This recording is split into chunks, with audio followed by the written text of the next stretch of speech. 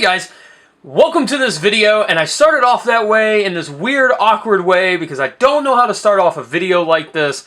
Normally there's something right here that I'm messing around with to kind of entertain you guys, so it's all like, look at this toy or whatever, but I can't because in the beginning of this video, I am letting you guys know that this is an actual video response to Transformers Fans 5000. He tagged me in a video that he did way back 2 months ago now, and I'm just now able to get around to doing well, what he tagged me in, which is your Transformers figures nearest and dearest to your spark. So let's dig into this countdown. Hands.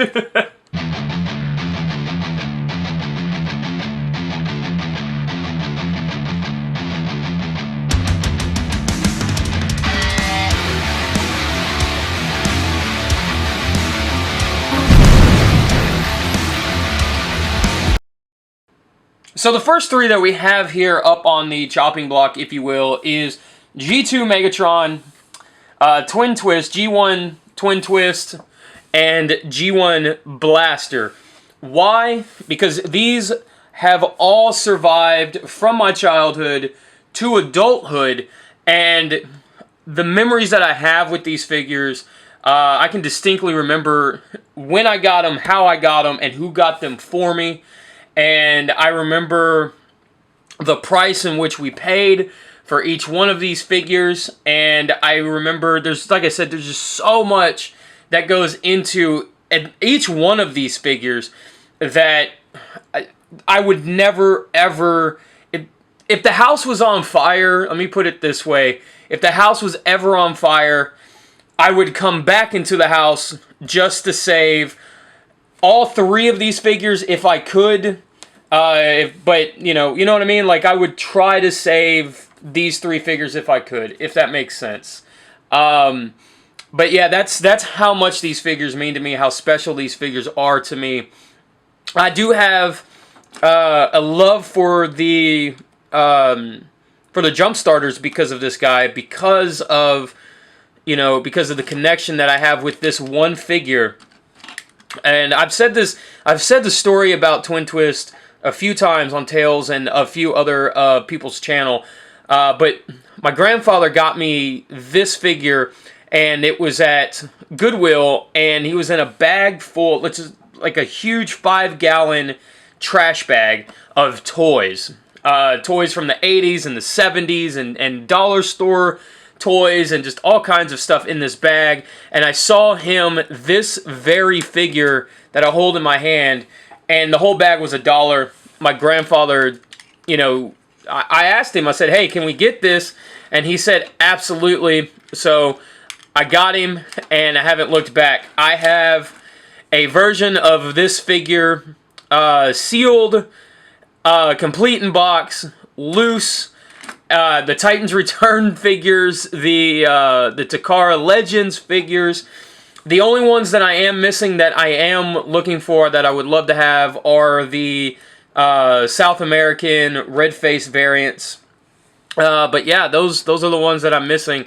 Yeah, so absolutely, like I said, that's why I love the jump starters as much as I do.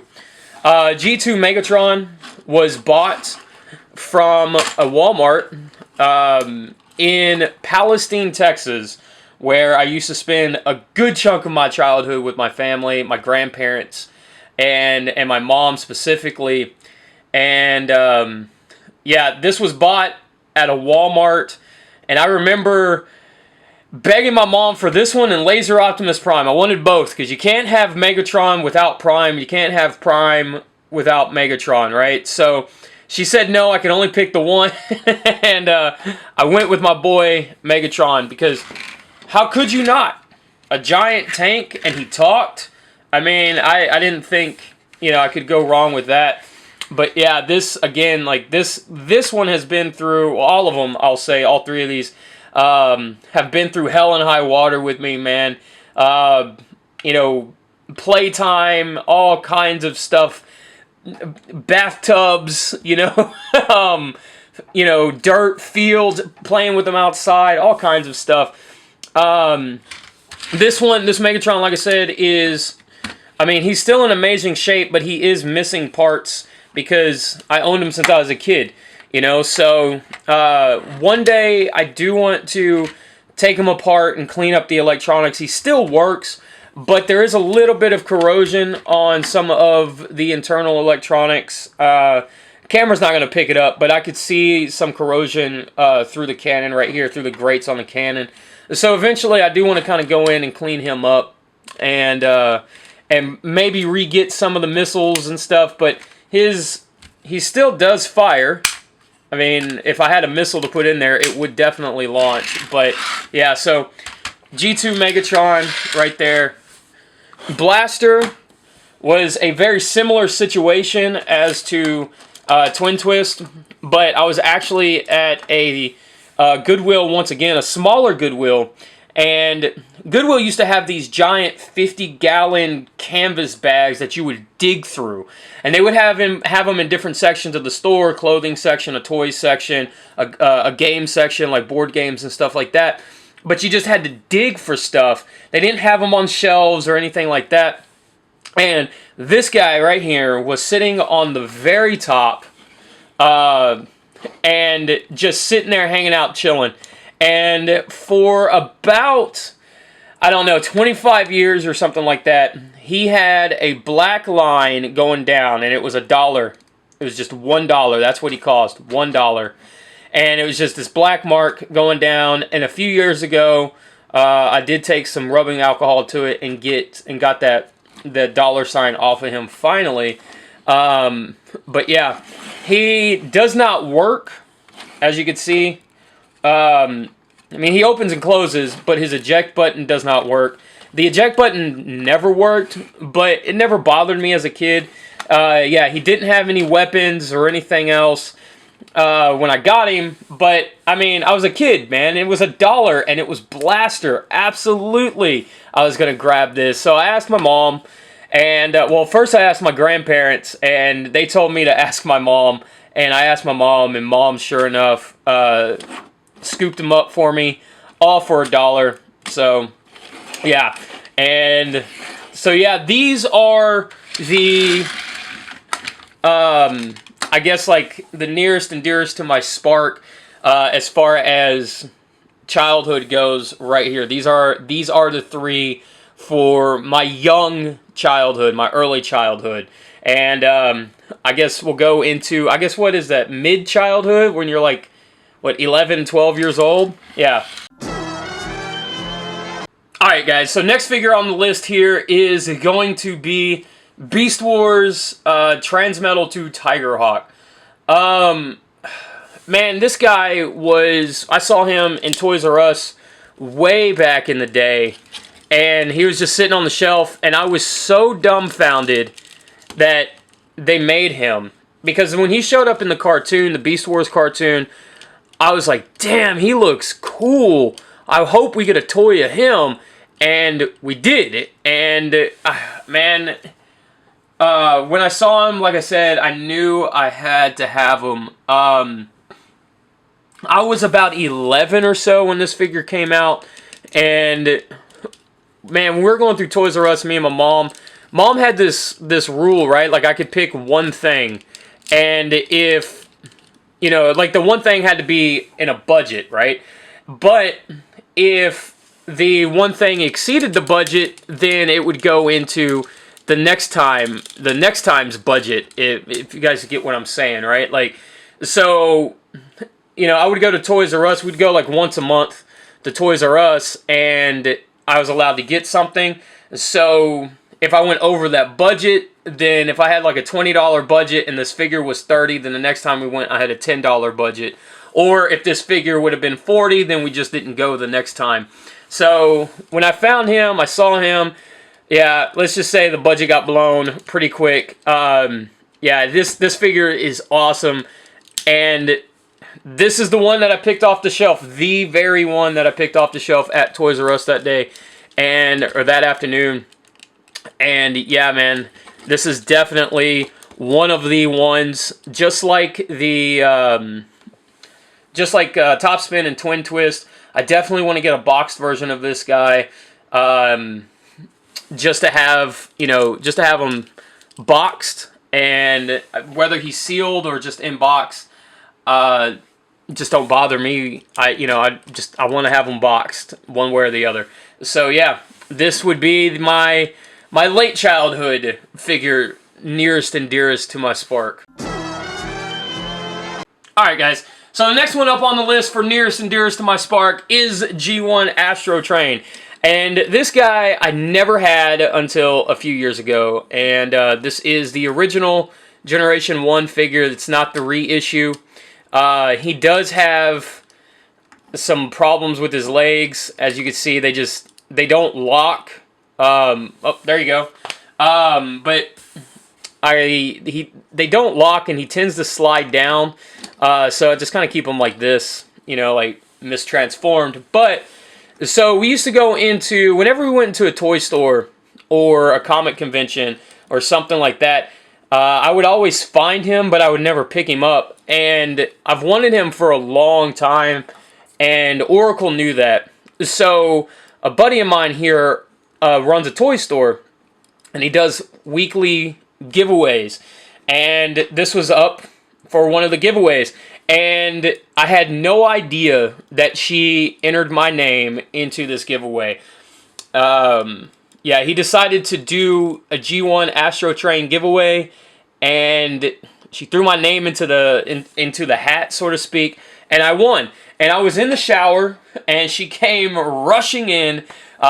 She was watching the live stream, the Facebook live stream, and she came rushing in and told me, she's like, just come on, get out of the shower. We gotta go up to the toy store. And I was like, why? And she's like, you won.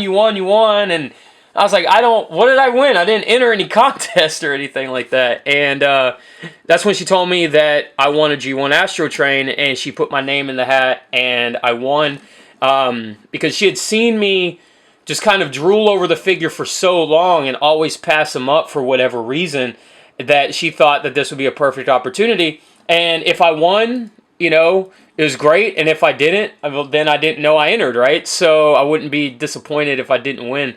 So yeah, this is definitely one of those figures nearest and dearest to my Spark because of that. Alright guys, so final one on the countdown. It's the final countdown. Do-do-do-do. Do-do-do-do-do. Do-do-do-do. Do-do-do-do-do. Masterpiece Star Saber. Why is this guy on the list? Well, I will explain this to you guys. So this guy, again, this figure does mean a lot to me because I wanted the figure for a long time, and I found him on eBay a few years ago, and the seller was about 45 minutes to an hour away from me. And I hit him up and I said, hey man, if I buy this now instead of you shipping it to me, can I do a local pickup? I'm about 45 minutes away from you. And he said, yeah, absolutely. And that's what happened.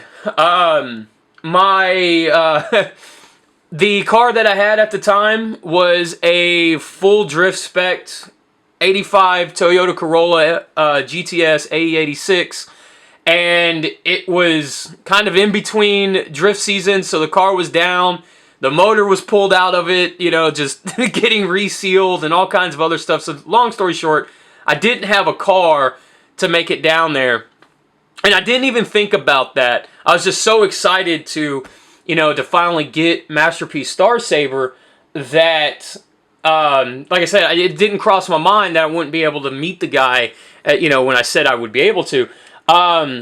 So I asked Oracle, and she said, absolutely, it's like an adventure, let's go. And that's exactly what we did, man. She drove me about an hour's way out of the city to meet this guy in an HEB parking lot to pick up Masterpiece Star Saber. And, just spending the time and, just having that quality time with her and going on the adventure and, kind of capping it off with you know, Masterpiece Star Saber, like I said, just capping it off with a figure that I've wanted for such a long time, and just kind of having, you know, that bonding experience with her is really, really awesome, and that, you know, that adventure does mean a lot to me. So, yeah, this is one of my adulthood figures that are nearest and dearest to my heart, and for that one reason. And as you guys could see, the hands are the upgraded hands, and as soon as as soon as I ordered him, before I had this figure in hand, I ordered the hands from TF Source. So, yeah, crazy stuff, man. But, yeah, that's why this figure is nearest and dearest to my heart, because, like I said, or nearest and dearest to my spark, I should say, because of that, because of, like I said, the bonding time and the adventure with Oracle and everything else. So, yeah, guys, I hope you guys enjoyed this this video. You know what? Instead of calling out people and saying or picking a few people to do this, I challenge you guys, all you guys watching right now, to pick up your camera and film the figures that are nearest and dearest to your sparks. Everybody. So, yeah, not calling anybody out specifically, but I am calling out anybody and everybody who wants to do this. So, I guess think of it as a challenge. So, yeah, if you're watching this, then you are challenged to the Transformers nearest and dearest to your spark challenge. So, you got to just basically film the figures that mean the most to you and talk about them and why they mean the most to you. And as always, guys, I'll see you guys next video. As always, I love you guys. Take care of yourselves, man. Be safe out there. It's always the most important thing. And I'll see you guys, you know, I don't know, when I see you guys, turn, you know, podcast, stop motions, all that other stuff. So, yeah, I'll catch you guys later. And as always, cut it out. It's the final countdown.